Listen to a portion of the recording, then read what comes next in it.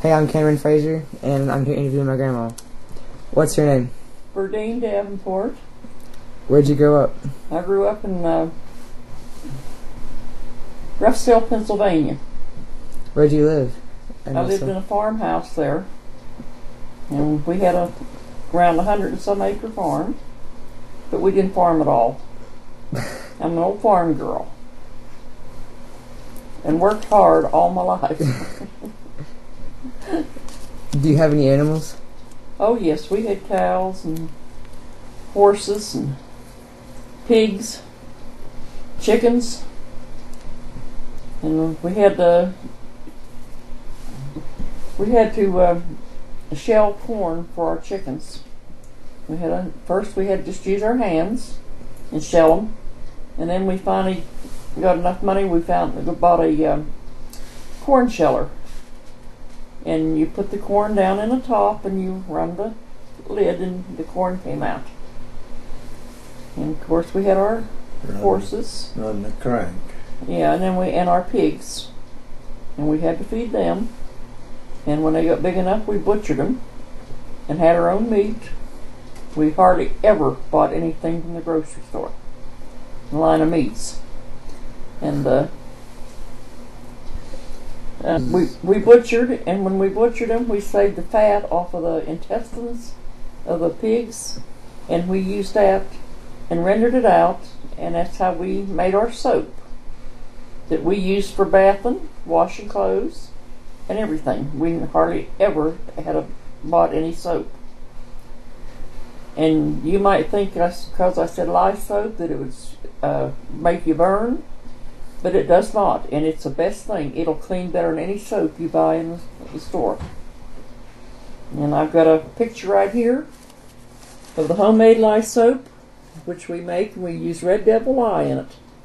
You just use grease and Red Devil lye and mix it up, and then if we put it out in a long, well,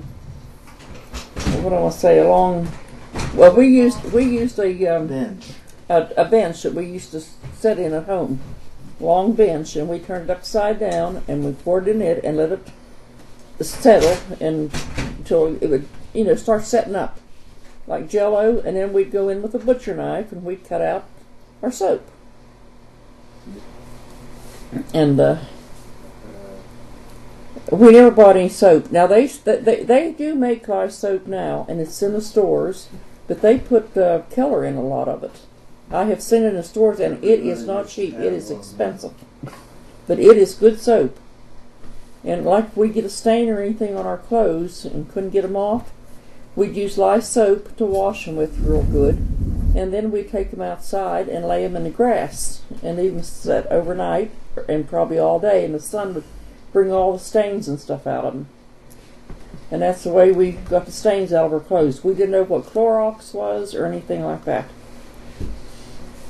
And it saved us a lot of money, but it was a lot of hard work.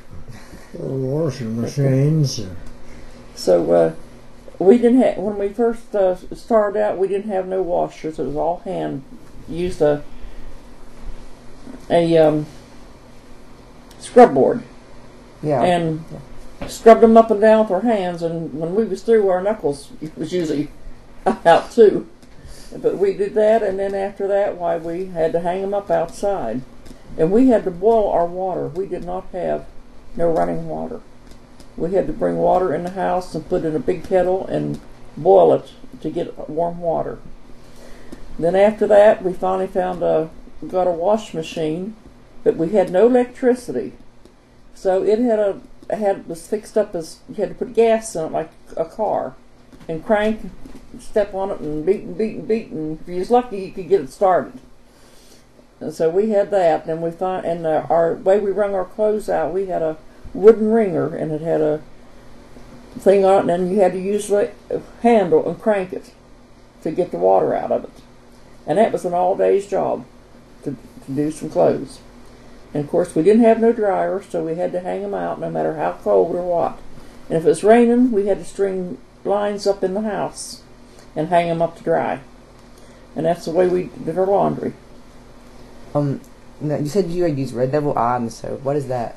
Red Devil Eye, it comes in a can. You get it at a grocery store. I'm sure you still can. It comes in a can just like a can of soup or something. And if you get it on your hands, now it'll burn the heck out of you. So you don't want to get it on your skin. So I don't even know if you can buy it anymore. Oh, I'm sure you can in certain places. But anyway, they've come out now where they put dye in it, and I've seen it in magazines that I get different colored, and I think it runs like $3 a little cake of soap. Nothing like this, not this big. Because they've got now where they form them out. They've got places where they can pour that in and form them and make them like these boughton cakes. But they are good.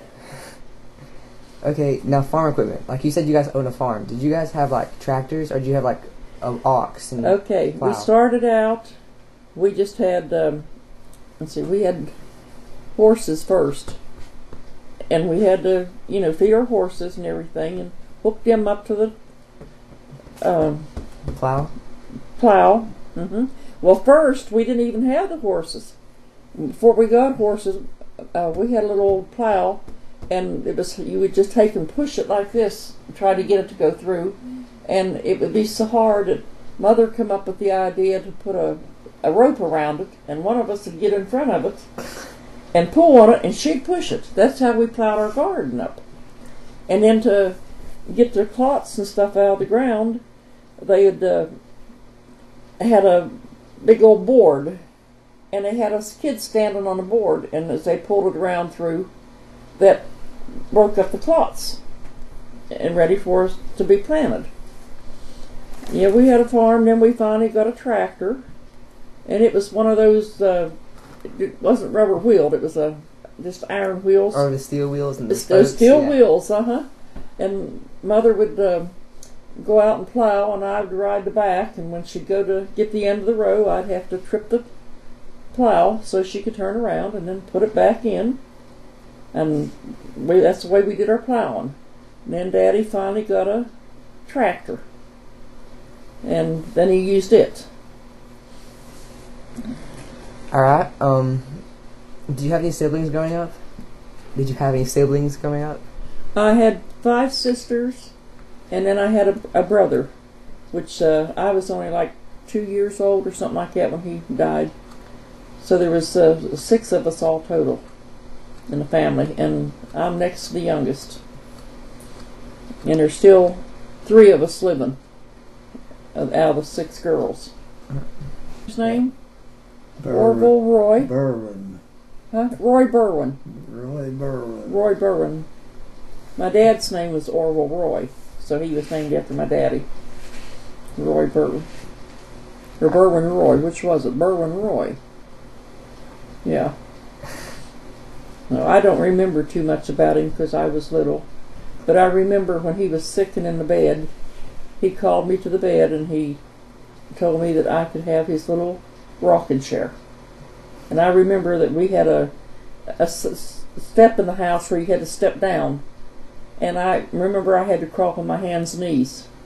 And what caused his death was a kid kicked him in the legs, and it turned to blood poison. And back then they didn't know how to cure it, and that's what killed him. He was only 10 years old. That's the only boy that we had.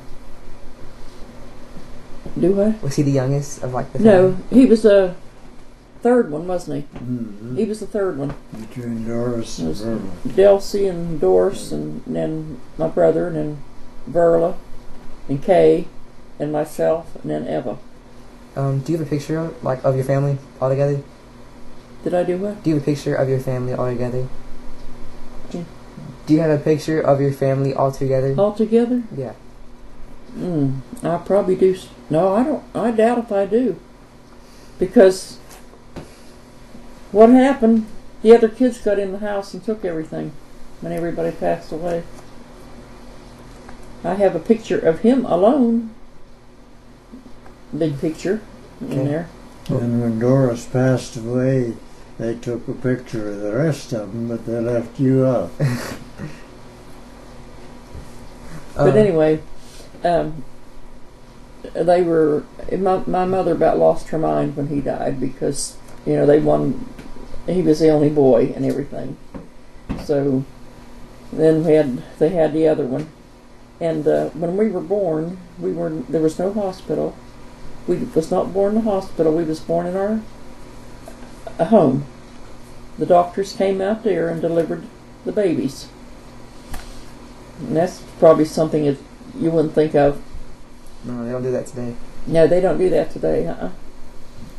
What year were you born? And what day?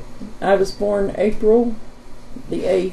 February. February the 7th. Golly, 1931. 1931? 1931. When did you move to North Carolina? We came down here in 57. 1957. So I'm assuming you were already out of school by then, weren't you? You do what now? I'm assuming you were already out of school by then, weren't you? Oh, yeah. Where did you go to school at in Pennsylvania? I went to school in Ruffsdale, Pennsylvania. Do you know what the name of your high school? And the high school was, let's see, then in 6th and 7th and 8th grade I went to Glenwood School. And then we went on to... 1st through 8th went to Glenwood.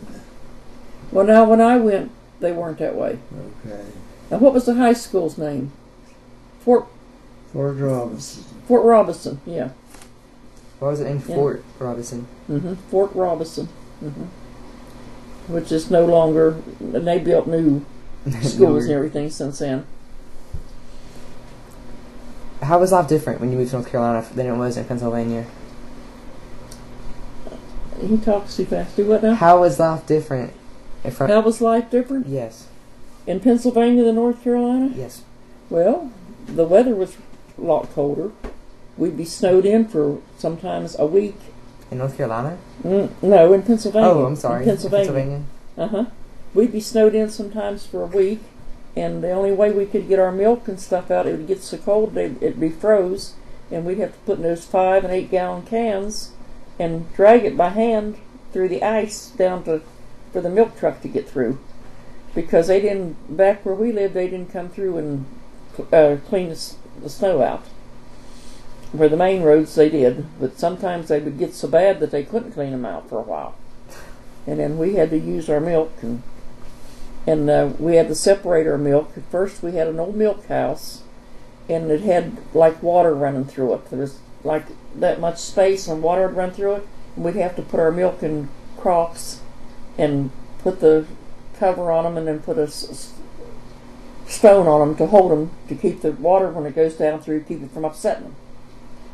And anytime we didn't have no refrigerators back then, and that was our only means of keeping stuff cold. And then eventually they got a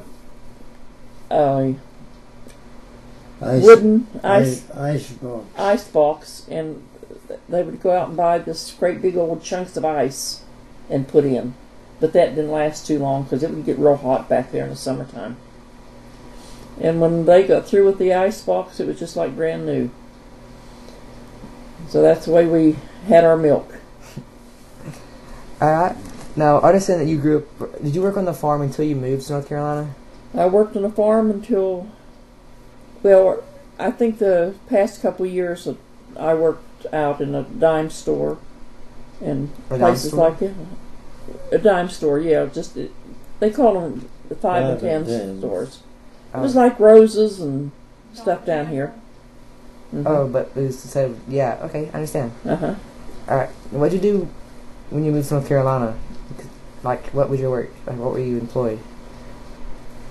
Well, I didn't work for a long time, then finally I was employed at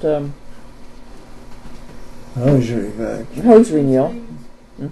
I did what they call 3-in-1, and that was where you brought them down and had to pull them on a big board and check and make sure there was no picks or pulls in them, and you pulled them back and checked them, and then you had a little thing you'd have to take your left knee and hit the button, and they had a big old knife here, and it would cut them, and then and sew the toe, and you had to hit that thing and get it back. And the first day I worked there, the girl didn't tell me no watches, and she didn't tell me to pull my hand back, and the first thing I done was hit that thing and that come through and we broke the board. And those boards ran like a couple $100. And I thought, man, I'm fired. But I worked there for, your grandpap, Ward says, you'll never last 3 weeks there. And I thought, I'm going to last 6 weeks if it killed me. And by gosh, I thought it would. But I was there 3.5 years. And I quit. And then I was drawing a little bit of unemployment until I went to work at General Electric.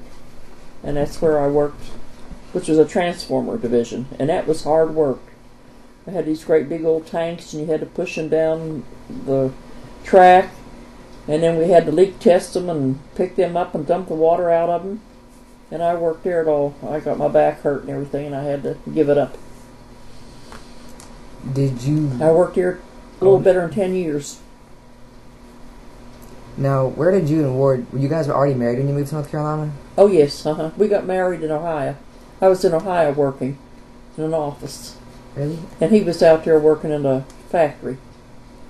And I met him, we were walking down the road, and my sister was up there, my youngest sister, and we was walking down. We had gone uptown, bought some cookies, and bought a clothes hamper. And we were carrying it down the hill to the apartment where we lived. And these guys came up and were hollering, and she flirted with them, and I was scared because, we didn't know them. And I gave him the wrong name, and she went and gave the other boy my right name. And, of course, Ward got it from him, and that's how we got together. We only went together a little while, 6 months or something, till we were married.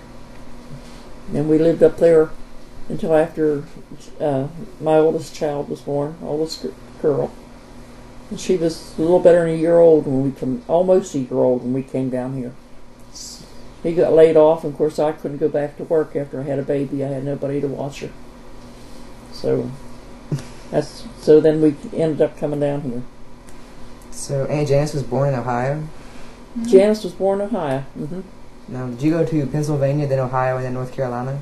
Well, see, I lived in Pennsylvania, and then I went to Ohio, and that's where I met my husband at. Mm-hmm. And he was from down here, born and raised right around here. So we was both out of work, so we ended up coming down here. And this is the house I've been in. I was in one other little house for just maybe a year, and we bought land here and built, and this is where I've been all these years. Right here.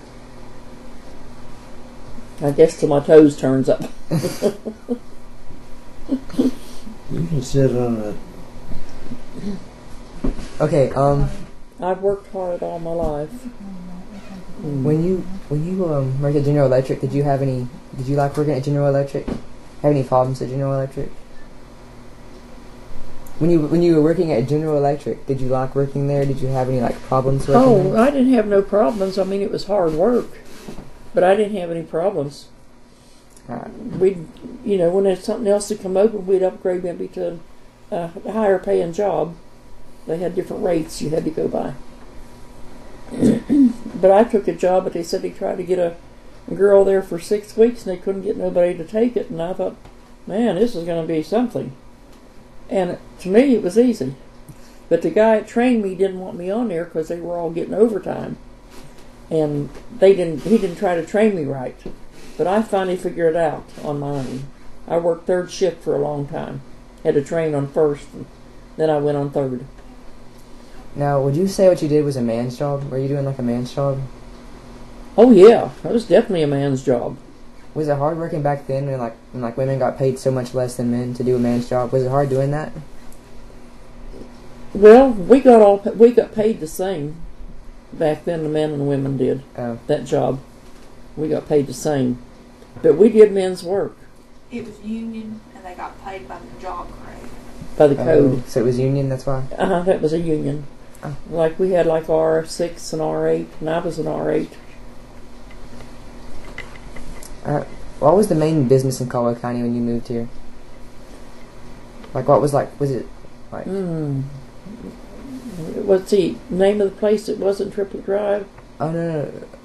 Oh, I'm sorry. So ask, what was the main business in North Carolina when you moved here? Not North Carolina, Caldwell County. Oh yes, furniture. Furniture? Mm-hmm. Furniture, yeah. Now, when did that decline? Like, when did furniture... Oh, that was just, it quit here just the past 3 or 4 years, I'd say. Well, it isn't completely quit yet. There's still There's still a few around. Still a few factories around. But you'd be surprised when you go in them furniture stores, some of the things that you have to go through. I mean, it's I was in one. This guy had to go through every so often and check to make sure and push the button so check for fire and everything. And that's when I got to go through and see it. But I never worked in furniture. I worked in a hosiery mill. But there were some hard jobs in furniture. And all that chemicals and stuff to inhale it and it smelt and that paint and varnish and everything. But I don't imagine it was any harder than what I did. It's just I never went into it. I meant to ask you this earlier. Did you go to college? No. Was college really needed to get a job back then? Did you need a college degree? Like a lot of jobs now require a degree to get into. Oh no, it wasn't hard back then. As long as you was always there, would appear and everything. Yeah, like had a high school education, you could get most jobs. Oh, okay. Yeah, you didn't have to have a high school education or anything. As long as you was willing to work, they would take you. How was Caldwell County different then than it is now? How is Caldwell County different then? Like, how Caldwell County in the past? How's it different now? Well, back then, like you said, it was easy to get work. And now, the economy and everything, you can't find anything. And now they expect so much out of you, too. And, what would you say? They want you to have a college education to pay minimum wage. Yeah, about every place they want you to have a college education, and if you do have one, you still can't get a job. You can't get them paid. And they don't pay anything, so why spend all that money for college? And college is outrageous. Were you in North Carolina when the Civil Rights Movement happened? Oh, I'm sorry. Were you in Caldwell County when the Civil Rights Movement happened? I don't know whether we were or not. Do you know how that would have affected the area we were at? Well, back then, I wasn't working. I mean, I was here taking care of kids because I had 3 girls. And my husband, he worked in furniture when we first came here. Then he went to driving truck. And then he was gone all the time, out of state. So I was mother and father both to my kids. So she don't know. Do you remember segregated places like whites only or blacks only? Do you remember segregated buildings? There's certain buildings that were only for white people. He talks so fast. Do you remember places where they did segregation? Only the whites could come in or anything like that? I don't think right around here now. It might be in other places in North Carolina. But not right around here. It's not like that now. I'm asking, was it? She don't remember what she's saying. She don't remember seeing anything. I don't remember seeing anything like that around here. Do you remember the Vietnam War? Oh, yeah. Was anybody in your family affected by that? No, Everybody's in the military? See, I had mine was sisters and everything. And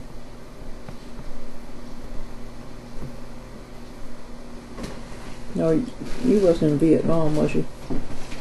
No, He wasn't in Vietnam. No, I was before Vietnam. What's this thing right here? I've just been wondering about this the whole time. This is what we used to use.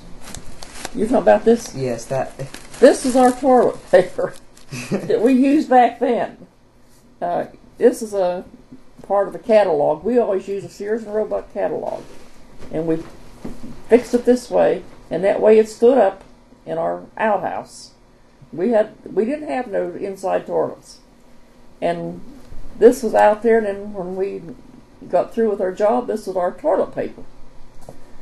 And our outhouse was made out of wood, and it had a cement bottom You to got it. a picture of the outhouse. That's a picture of it, one of them. And Well, set it down, Albert. We got the It was made out of wood, and the bottom of it was cemented. And when it would get full, they would take the couple wood boards off of the back of it and clean it out, and that would be scattered over the ground for our fertilizer. Really? Did you have like a bucket back there to catch it? Like, No, we had a big cement long Big cement vault. vault like. oh, And of course we had the toilet seats, and you sat down there, then our stuff would go down through there. When it would get pretty well full, my daddy would take those boards off and shovel that out, and then he would sprinkle lime in the bottom of it. It would be just as clean as anything, and then he'd sprinkle lime. That kept the odor and stuff down. And we always kept a little box of lime in the outhouse, and then every now and then we'd sprinkle it on top, and that kept it from getting odors like that. And it wasn't real close to the house. You couldn't smell it or anything. so like how far would you say it was? I mean, like was it, like 75 feet. 75 feet maybe? Probably about that. Had to go out into the orchard. It was out in the orchard, like it was put out. We had the ground went out through there, and I had grapevines and stuff out. And you couldn't wait till the last minute, or you wouldn't get there in time. Now, what did you do in the dark? Because you didn't go out there in the dark, did you? They had like a lantern or We'd something. use a flashlight or lantern. You had flashlights? Yeah, I think we did back then. Right. We had lanterns, and you had to fill them full of oil. And they had those little wicks, and when the wicks would get jagged, you'd have to cut them off so the light would go, or otherwise it would jump up and down. And that's the same way we had to use for milking and stuff. We didn't have electricity. And also, to do our schoolwork, we had oil lamps, and we had to come home every night and wash them oil lamps You see And- oil lamps? and put oil in them. And that's what we had to use to see. Then finally, we got electricity through there, which I was almost through high school when we got to electricity. So we had it rough. 1940. There was no play when we come home from work. It was hurry up and get your clothes changed and get ready to feed the chickens and had the milk. And Mother worked out in the fields, and we usually had to come home and dishes would be setting from all day. We'd have to do dishes and start getting supper and everything. And we wouldn't get started on our schoolwork till about 9:30, 10 o'clock at night. So we had it pretty rough. I would say so. Did you have to walk to school or was it like a bus? First, we started out, we walked to school because the school was close enough. Then eventually, when they went to the higher grades, they had a bus that come through would take us down so far, and then we'd have to get off and transfer onto another bus to get onto our grade level. In other words, they had everybody went on one bus. There wasn't enough for 2 or 3 buses. all grades went on the same bus. Really? Mm-hmm. And our school, you talk about, in our grade schools, we did not have heat. We had to use a hot-bellied wood stove. And a couple of the kids would go down earlier and start the school to try to get it warm for us. And you couldn't get up real close to it or you'd get burnt. And they used coal. And I don't really know what coal is or not. I wished I had some to show you. I know what coal is. I know what coal is. Okay. So we used coal. They'd start it up with wood and get it started and then put coal in. And that's the way we also heated our house. We'd start out with corn cobs and put a little bit of kerosene on it and get them started and then add wood and coal. Then we'd have to shovel out the coal and the ashes and everything. And Daddy would use them and scatter them over the chicken yard. And the chickens would go out there and bathe in them, and that's kept the lice and stuff off the chickens. Go through their feathers, let them get cool, and take them out. And of course, we had our chickens, and they laid our eggs, and we had to clean out the chicken coops every so often. Had to clean them out and put new straw and stuff down. And we raised they would buy peepees, little chickens, and we'd raise them from little up.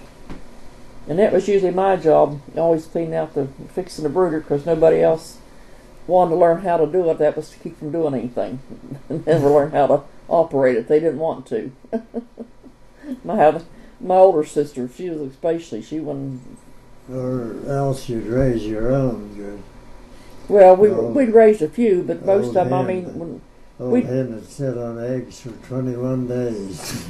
And when she decided to sit on the egg and hatch, and you go out there, she'd peck you. You try to reach under for the egg, she'd peck you. But after she had her baby, she was pretty good about not bothering you. But that's the way we had our eggs, and we'd sell eggs for money. My dad worked in the coal mines. He was a coal miner. So they didn't, and he got hurt till he wasn't able to work no more in the coal mines. So then he went to farming. And of course, having all girls, we had to get out and work on a farm too. I think I worked out on the farm more than any of them did. Did you have anybody working for you on the farm, or was it just you, the family, running it? Was it just a family? Really? Uh-huh. That's pretty impressive. You guys managed a 100-acre farm. That's no. Well, we didn't farm all of it. Part of it was in woods. Oh, really? Uh-huh. Part of it was in woods and had a lot of timber and stuff on it. And I used to have to drive the old truck to haul in the hay and stuff. And one day I was coming up a big hill, and all at once I went to stop to pick up some hay, and I didn't have no brakes. And my truck was going backwards, and Daddy was hollering, "Come on, come on!" I said, "I can't," but I had enough sense that I knew when I was going downhill not to try to flip it right away, because if I would have, it would have turned over. So he come running down, and boy, he got in that truck, and he went flying up over the hill, and we had to get a neighbor to come over and fix it. He said, "I wonder if I was going backwards." And it was an old truck too, big old truck. I know he had me to bring it in one time, and I wasn't used to it being so long, and I cut the corner a little bit too short, and I took the fence down they had up for the chicken, to keep the chickens in, but he was going to take it down anyway, and it just saved him, but he wasn't quite ready. And we raised corn and wheat and oats, and then we had our thrashing days, and we had to get everything cleaned up and cook big meals. We'd have, what would he have, like 14 or 16 men? About 10 or 12. And we would cook the meals, for them. They would call and tell us, they could come over at a certain time. We'd have to get prepared, just maybe overnight, and get everything ready. And boy, you talk about that stuff getting in, and then the top of that stuff came out. It separated grain from the other parts. Yeah, like the stem and and the meat and all that. You talk about, boy, that stuff would get in that straw would get in you, it'd burn you all.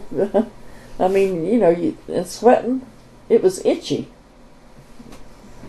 You was ready for a good bath, and you got out of there, and it was hot. And then our hay, or our straw, we didn't have enough, and hay both, we didn't have enough room to put it all inside. We had to have what they called hay stacks, and the hay would shoot out on that, and we'd have to get up on that and tramp it down. And then they'd keep shooting it out, and you'd have to tramp it down. And of course, all that stuff got on the tube. But then after we get it settled, get down real tight and good, then we put a big old tarp over it to keep it from molding and everything. And that's the way we had to do our hay and stuff. Did you live in a city or a rural, Royal? Did you live in a city or a rural area? It was a rural area because it was farmland. Yeah, it was I don't know farmland. if it's a city Out in the country. It was out in the country. Right. Did you guys all have shoes? Did everybody wear shoes? Did all of you have shoes? Did we all have shoes? Did you? We all had shoes, yeah. But when the soles got wore out, Daddy had them at last, and he would cut leather and put on our shoes, reshoe them. We didn't go get new shoes.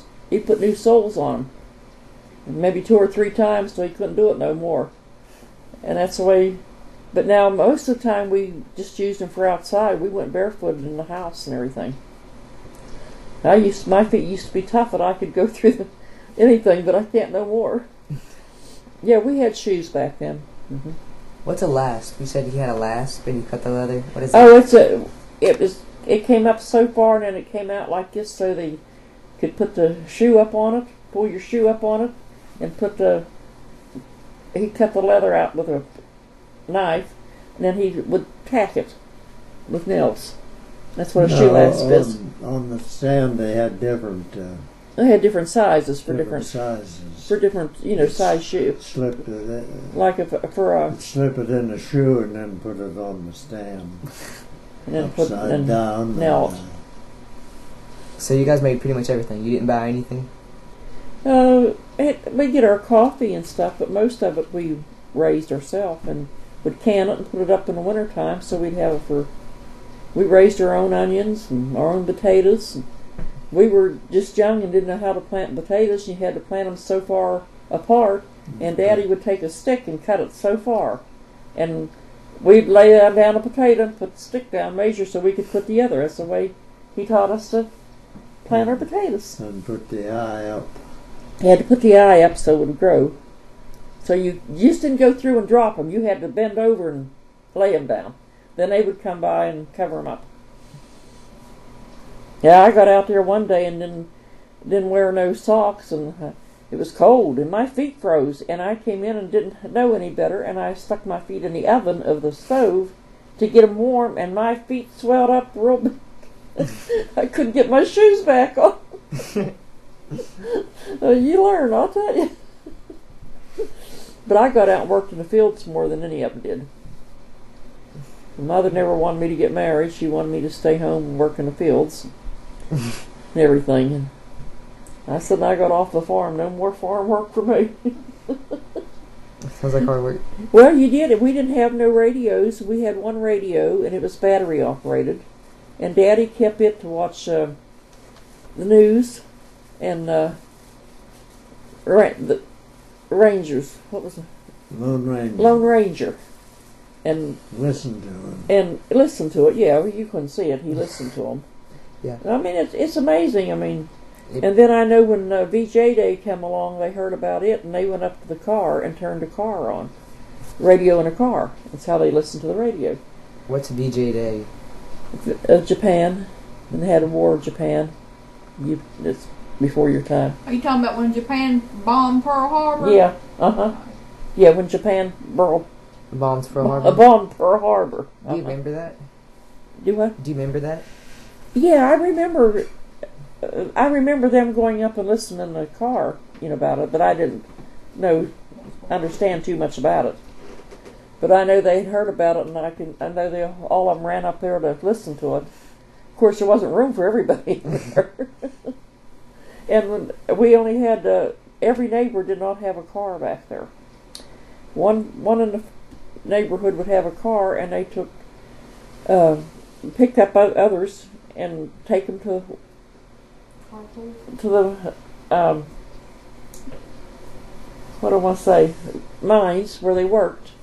And then another one on down the road would have one. They would take turns, and one would take a group down so far, and then they would trade over into the other car. That's how they got back and forth to work. It's like and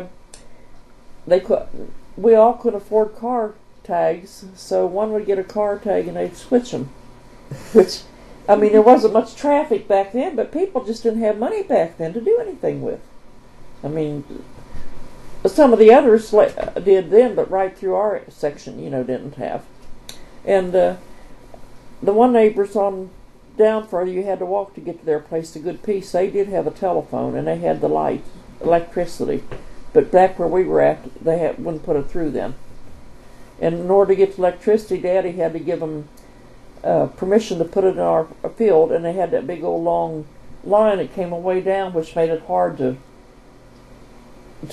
plow and stuff. Then after we got it, why all the rest of them come in and got it. They was waiting for us to get it first. So, and we had the telephone before we had the electricity. Did you We really? got the phone before we had electricity.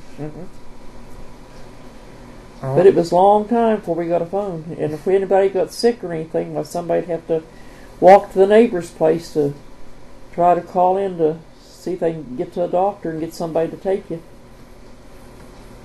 Alright, so you remember when the U.S. entered World War II? I vaguely remember about it, Do you know of how that affected your community? If probably not. I don't know how it affected that, No. You know, back when you're a kid like that, you don't pay a lot of attention to that. You really don't. But I remember when we used to have to, they would, what would they call that, Albert, when they'd have us all to train to put out all the lights in the house, and so there wouldn't be no lights showing. In case the bomber. In case they bomb her, And if we did have a little light, it was put in a clothes closet so nobody could, See? so it wouldn't show outside. And, yeah, and back then the girls didn't wear pants. We all wore dresses. And our dresses, most of them, was made out of feed sacks. Including mine. Mother would make them, and we'd get this feed, and some of them being floured sacks. And she'd wash them out and bleach them real good. And she made my daddy's shirts. And everybody could understand how he farmed in white shirts. But they were made out of feed sacks. And like I said, when we washed them, we rubbed the light soap on them, and they'd come out nice and clean. And she'd stand and iron them. And we had to use put irons, the way we used our ironing, we had to put our irons on the stove and heat them and take them off. And that's how we heat our irons to iron, because we didn't have, like I said, we didn't have electricity. So it was hard work every way you looked. Alright.